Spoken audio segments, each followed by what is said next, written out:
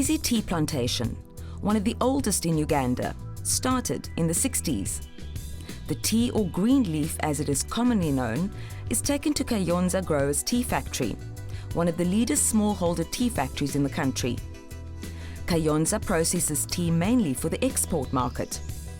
The East African Development Bank has been a key partner in the development and modernization of this factory. I'm told you in the early days it was just one line, but now it has grown, and thanks to your relationship and partnership with the Eadb. Talk to me about that. Yeah, starting way back in 2007, Kayonza Growers Tea Factory was a one-line factory, which meant it could only produce and manage to process up to 40,000 kilos of green leaf a day. In 2007, Kayonza Growers Tea Factory approached East African Development Bank for a financing facility to put in a second line to be able to process 80,000. And the worst case scenario, when you really stretch it, 90,000 kilos of green leaf per day.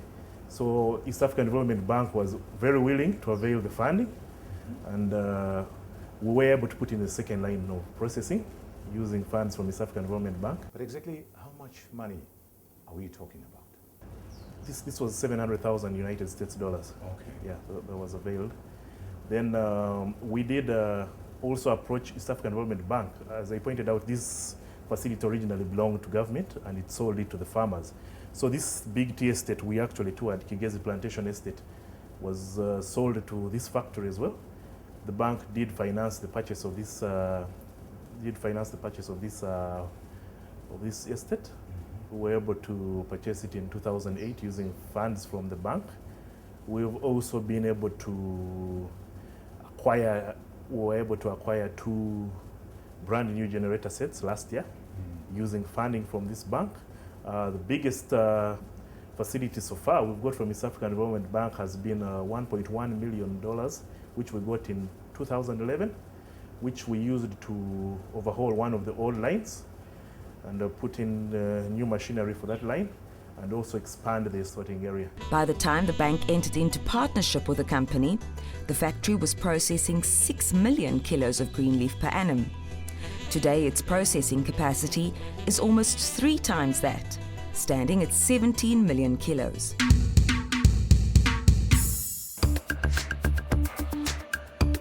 Downtown Kigali, a building site soon to be transformed into executive apartments. The need for luxury accommodation is growing in the bustling capital of Rwanda. Jani Investments borrowed $3.5 million from the Eadb as part of the capital for the project. We started in 2011. We went to Rwanda and we managed to get a plot from the government. And 2012, we started the construction of the project. We applied for a loan to Eadb, and in 2013 we managed to get a loan from them, and at the present we have just completed the superstructure of the apartments in Kigali. We have other business apartments in Uganda, South Sudan, and now we'll be moving to Nairobi, Kenya. How much money have you borrowed from the Eadb? From Eadb, we have borrowed $3.5 million, and our capital is $3.5 million from the directors. Our concern is quite big. The total project cost would be, once all the second phase is completed, would be about $12 million. We have a regional program whereby we are expanding in East Africa. So being an East African bank, it would be easier for us to approach them, as we are also operating in East African countries.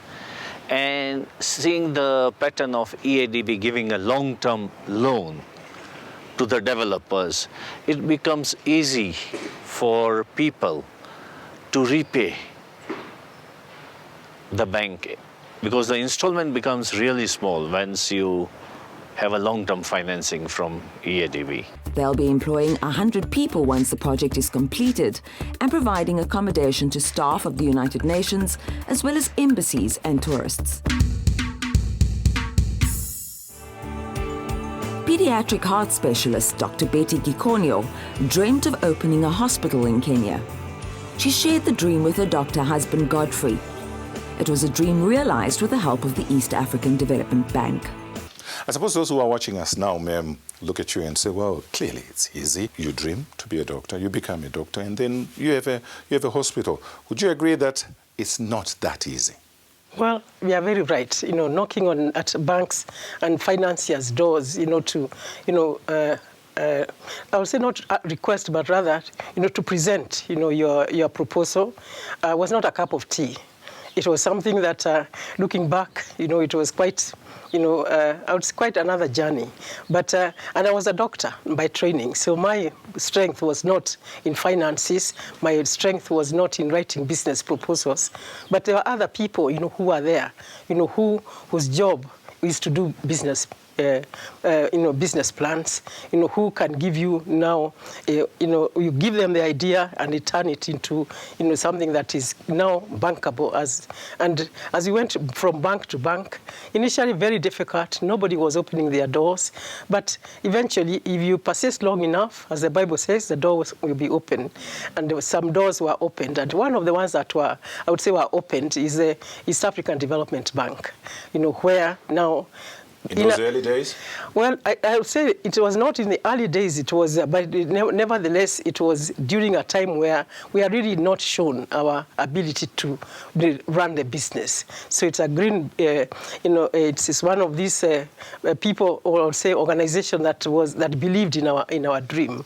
They are the banks that initially came on board, came on maybe just a year before, East African Development Bank. So considering it was 20 years, so there were some 19 years there, where you are just presenting business proposal after business proposal, to different banks, being ridiculed as to how do you expect to make this work.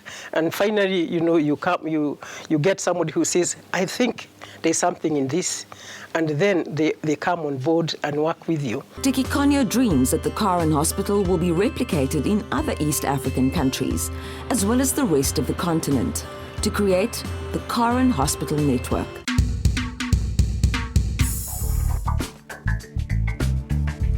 Rolling out steady production. PPT Limited is a private company based in the Kange industrial area in Tanga, Tanzania. The company has a wide range of products that include cement bags and laminated bags for foodstuffs and grains. A labour-intensive industry, PP employs 450 workers and can accommodate over 1,000. Talk to me about the beginnings and also the expansion of your company. Okay, I was working in Tanga in the sisal industry, and in 1993 we had an idea to build a PP plant. And actually these premises that you saw today, which is now 13,500 square meters, was a 2,000 square meter shed built by the National Milling Corporation with aid from Japan. So we rented it in 1994.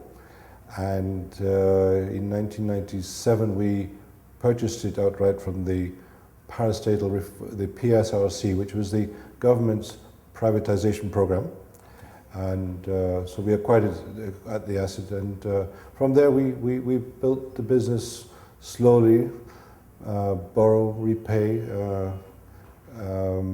We got our first development loan from the TDFL Bank, which was the development bank which I think was closely associated with the Eadb in those days.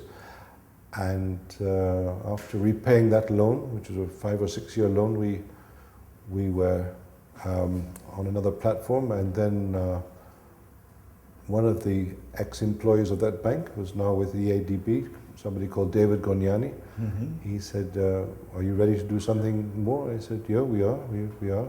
So then in 2002 or 2003, I think we took another, 2004, we took another tranche from Eadb, and with that we managed to acquire equipment that manages to keep us in the cement sack business. You say you're expanding, growing further, but are you going to be knocking at the doors of the Eadb anytime soon? Eadb can participate in business financing through either equity or loans. So we are going to invite Eadb to be an anchor shareholder in our business. Eadb knows who we are. They know we've got we've got a bit of skin on the bone. They know that we've got some track record. So I hope that they will consider. We're going to invite them, and we're going to submit a proposal to them to be an anchor shareholder in the business.